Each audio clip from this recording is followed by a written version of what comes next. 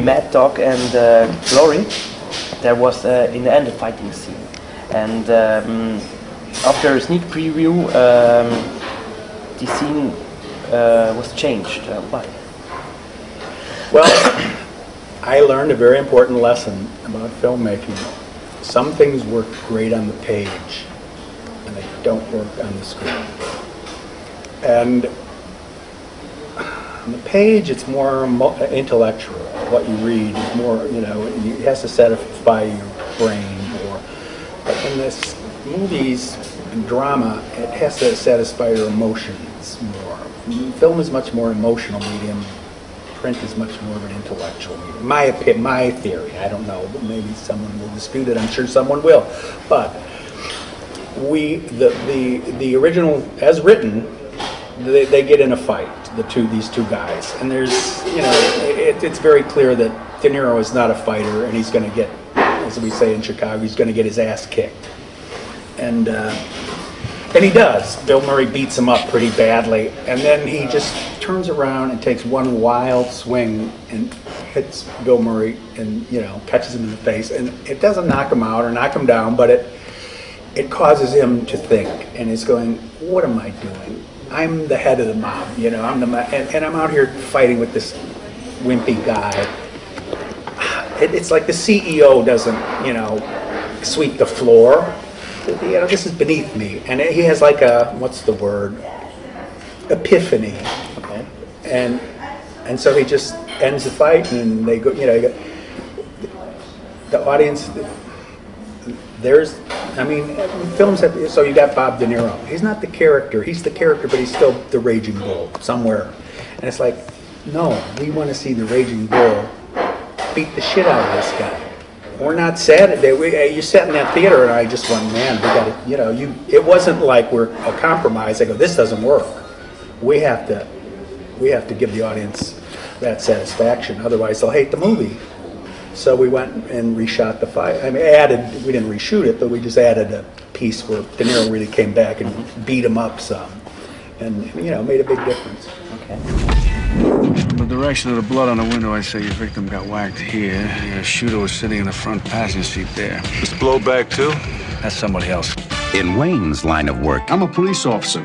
He meets a lot of strange characters after they're dead. See, this food can kill you.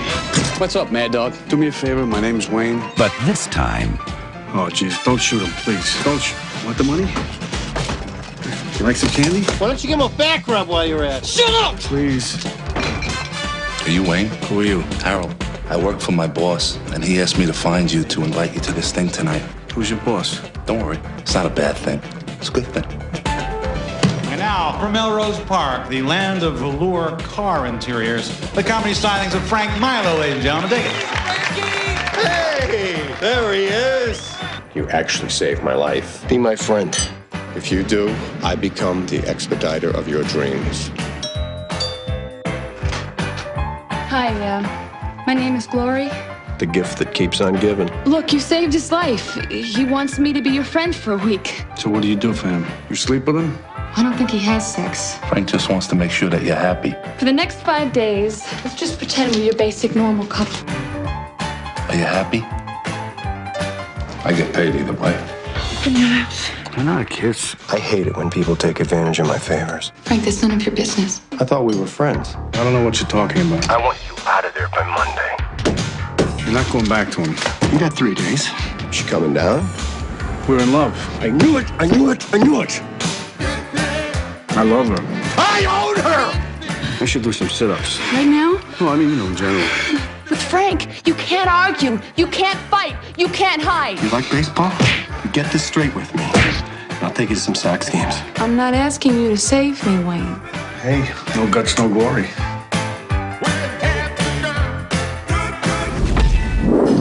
What was the most, how can I say, what was the most terrible movie to do for you?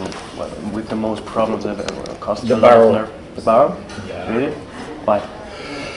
Well, the lead actress, I can say this now, Radon Chong, she has an ounce of talent. The daughter of Tommy Chong. What? The daughter of Tommy Chong is this. Yeah, she sued her father, you know, they made a film together called Get High Man. She was in it. and I don't know what she sued her father for. You know, she was just we hated each other. Let's put it that way. And the co-star Don Gordon, they hated each other worse than we hated each other. And the producer was the most awful human being I have ever. Not the producer, the film executive was the most awful human being I've ever known. And I grew up in the South Side of Chicago and grew up with people that murdered people. And, you know, were criminals. They were swell guys compared to Bill Pettit. And the company, one day towards the end of the production, I had to go to the office for something, and there's this building on Sunset Boulevard with a pretty good sized parking lot where all, you know, employees would park, and I parked in the parking lot, and I went, there's no cars here, what's going on? I went in the building, everyone was gone. They just disappeared. The money was gone. Yeah. I mean, it was just insane. It was insane. Every step of the way it was insane. How horrific an experience. And now it's really funny. I mean, it's, you know, I'm glad it happened. It taught me a lot. But every day was just nuts. And then we had, you know what a completion bond company is? When you make an independent movie, you have to have a completion bond, which is basically an insurance policy. And it's so if I give you $1 million to make a movie, I want to know there's going to be a movie. So you got to go to the completion bond company. And now, if you go over budget, somebody's got to come up with that money. And if you die, the director died, the investor has to get a completed movie.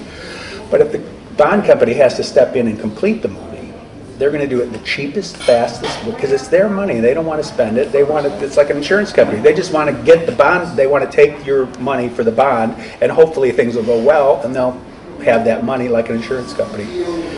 So the company disappeared. So the bond company had to step in, and you never want the bond company to come in because they'll just try and do the worst job possible, and they try to scare the investor into actually coming up with the money because the investor wants a decent movie that they can sell.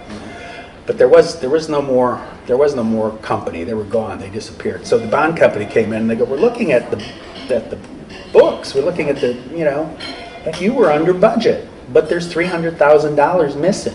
And they had just been stealing from our budget, you know, and it was just nuts, a nightmare, every step of the way. Sounds like this, yeah. Okay. But you like the movie, so. I like it because it's a little bit. I like this. How can I say? Some kind of trash movies, I call it. Yeah, that's what it was supposed to be. And you know, some of the best movies are made under the worst circumstances. When things go too smoothly, it's usually not a good movie. Well, but there has to be a person who keeps cool down and can all handle this. Yeah, we will see The Harvest this week, and what we can expect from you in the future. You told something about Bill Murray collaboration. Supposedly going to make another movie with Bill Murray next, and we'll see. It's, you know, when I go home, see if the money's there. So we got everything else. All we need is the money. Okay.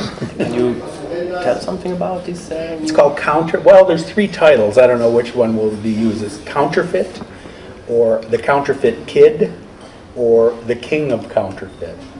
And just at different times, like I said, we've been working on it for 6.5 years, and at different times, different rewrites show up with different. We haven't say, okay, we're going to choose from these. It's just the way it just, you know. Sometimes he calls it one thing, sometimes he calls it the other thing. So. And it's about a young couple that come from very reduced circumstances. They're, you know, sort of poor and live. And the kid is a very talented artist, the boy, and he starts out counterfeiting food stamps just so he can. You know, I don't know. But in America, we have what if you're poor, if you don't have any money, you go to the government, they give you these stamps, or you go to the grocery store and buy food. So he starts counterfeiting food stamps, and then he goes to jail, and in jail he works in the print shop, and there's a Chinese guy that runs the print shop in jail that teaches him how to counterfeit money. And when he comes out, they start counterfeiting money, and they become rich, and they get a little trouble with the police, and they need a lawyer, and it's Bill Murray, and then he kind of becomes their you know, he teaches them how to Make a lot of money. Okay, this sounds good. A lot of money. Do you have any other hobbies if you don't do doing films, movies or something? I read a lot. I travel and I write when I'm not working. That's mostly what I watch movies. Okay. And this is your first time in Switzerland, or? Yeah. Henry was here at Locarno, I think. Okay. And I got to know Marco Mueller. Do you know Marco Mueller? He ran Locarno for a while, then he ran Venice for a while. Now he's running the Rome Festival. No, I don't know. But I think he's Swiss Italian. The name sounds like. Yeah, he's a wild character.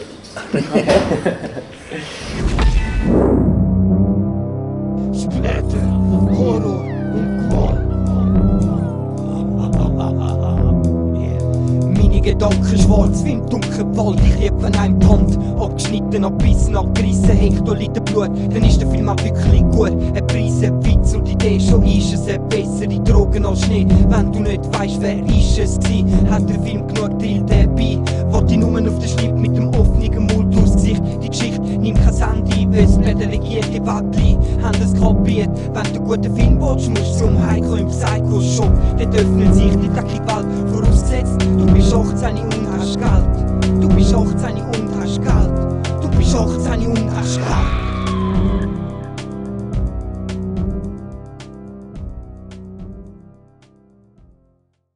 Das war also wieder deine Psycho-Heiko-Horror-Show. Viel Spaß damit und bis zum nächsten Mal. Mit den neuesten Filmen.